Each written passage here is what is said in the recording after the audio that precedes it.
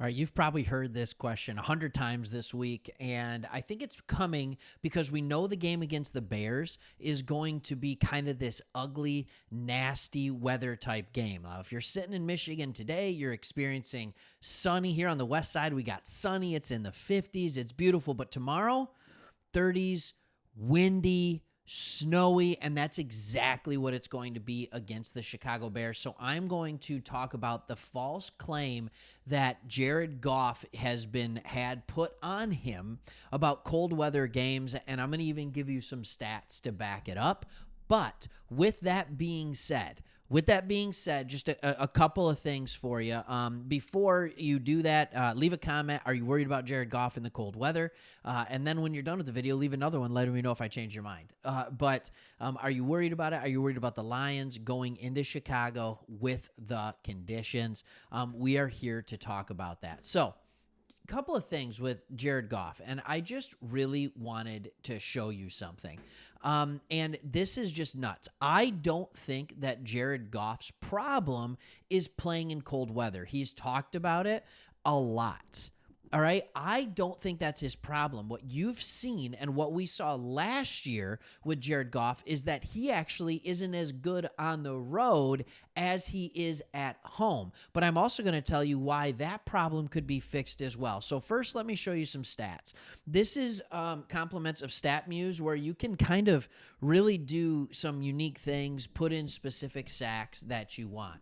And what you can see here is that Jared Goff played 9 games at home, 8 on the road. Look at the difference in his rating. 109.3 at home, 87.4 on the road. What about the yards? All right, he threw for considerably less yardage, but yards per game, about 30 yards per game less. He only threw for 6 touchdowns in 8 road games, 23 at home, and meanwhile, he did 4 picks to 3 interceptions. The issue for him is not so much the weather, it's simply, is he playing on the road or is he playing at home? I can go even more specific on this. This was their schedule in 2022. We remember the last game of the year at Green Bay. All right, none of us thought he played a bad game. It was like 0. It was so cold, right? And he ended up throwing for 2.25, completing it at almost a 68% clip, all right, and a decent rating, all right, a decent rating. He just didn't have a touchdown, all right? It's not a big deal, all right? Now, in Carolina, the game we got blasted, all right? He had a quarterback rating of 110.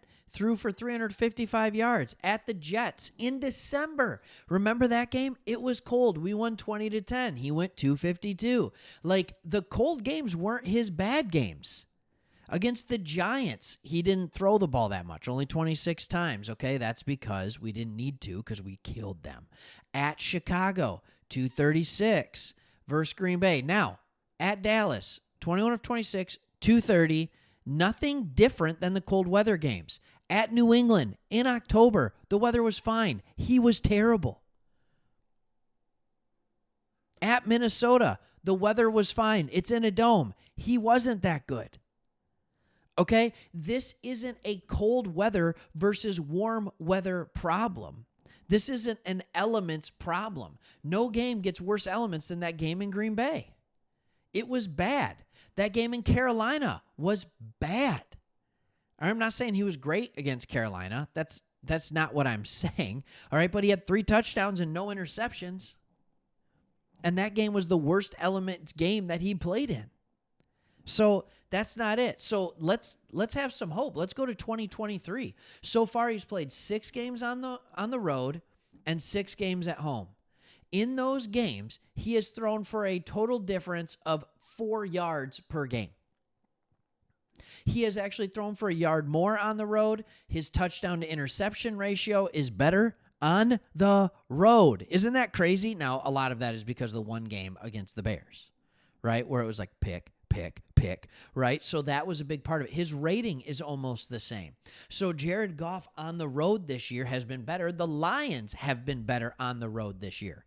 Now, if you're going to make the argument for me that, oh, yeah, but it's going to be 30 degrees and snowy and there's going to be a 30-mile-an-hour wind, 20-mile-an-hour wind, he's not going to throw the ball well in that. Here's my response to that. Nobody's going to throw the ball well in that, except maybe a couple of people that just have just a cannon. The only people in the league that are consistently throwing the ball well in that cold, windy weather are Patrick Mahomes, they're Josh Allen, and they're guys that are designed to throw it well in that weather. Aaron Rodgers used to throw the ball pretty darn well in cold weather. All right, but I'm not sitting here saying that I think Justin Fields is going to be a phenomenal player in cold weather either. Like, he's going to be a great thrower of the football, right? Like, that's not it. I think what happens is when you have bad weather like this, what happens is it takes the ball a little bit out of the quarterback's hands to an extent as far as throwing the ball. So you have to go to who has the best run game. And they have the best running quarterback, but I still think if we utilize Montgomery correctly, if we utilize Gibbs correctly, we ran the ball over him last time, we should be able to run the ball on him this time. And if the weather's bad and the footing's rough and things like that, it actually makes it easier for the offense because the offense, guess what? Knows where they're going. What I've seen when it's the absolute hardest to pass is when you have windy conditions, but the footing's good. Cold and windy, but the footing's good because everybody's on an equal playing field. The defense can react. The offense can, it doesn't matter. But when you have a playing field that is wet or sloppy or slippery, then all of a sudden, even though it still makes it harder to score, I get it, but the advantage on route running and things like that, it does go to the offense because the defense is more reactionary. The offense is choosing where it's going to go. They understand what their footing is. They understand what cut they have to make. They understand where they're going to be going. The offensive line knows who's pulling, where they're going. The defense has to fully react. So if you have bad weather and you're playing smash mouth football, who's better off? Right? And I would argue that while I don't love it, if it just becomes like a ground and pound fest, we can win that way too. Like, we have the ability to do that. So I'm just going to go on in that. And then I was actually looking and found an article on PFF where it talks about cold weather won't slow down Jameson Williams. And he was talking about how when he was in high school, he grew up in St. Louis. He said, I've been playing in the snow, ice, and everything since I was 7 years old. He said, never really changed. That's kind of one of my funnest games. I like playing those games because you really just get to see who wants it. So, like, you got your fastest guy here. All right, the forecast now has changed a little bit to relatively mild, 7% chance of precipitation, 10 to 15 mile an hour winds, and the temperature's in the 30s. You know what? That's not bad. That's not bad. So when we go back to the games that looked like that last year, where it was cold temperatures and pretty mild conditions, you got at Carolina, 355 yards, 60% completion percentage, 3 touchdowns. At the Jets, not great, but not bad. All right. And at the Giants. All right. Even Chicago in November. Like, it wasn't bad. The difference was simply home and away. So don't believe this narrative that Jared Goff can't play in the cold.